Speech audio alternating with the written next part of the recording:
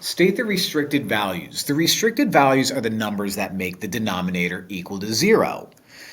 So what I need to do is I need to find out what numbers would make this denominator equal to 0. So I'm going to set x squared plus 5x plus 14 minus 14, not plus, minus 14 equals 0. And if you're like, okay, well, when we're done that, we're going to do the numerator, right? Nope, we don't care about the numerator. You don't matter. We just care about the denominator.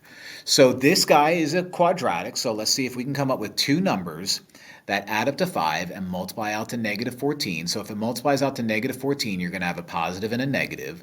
So 7 and 2 should do the job. And the 7 is going to be positive and the negative is going to be 2. Okay, because that adds up to positive 5. So you have x plus 7, x minus 2.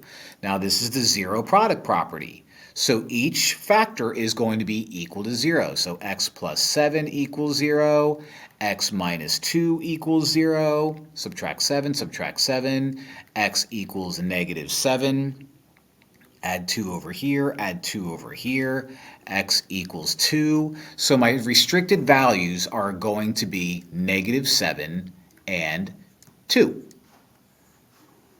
So those are the numbers that would make the denominator equal to 0. Again, we don't care about the numerator. The numerator is allowed to be 0. You're just never allowed to divide by 0 because that makes it undefined. So the two numbers that would make it undefined would be negative 7 and positive 2.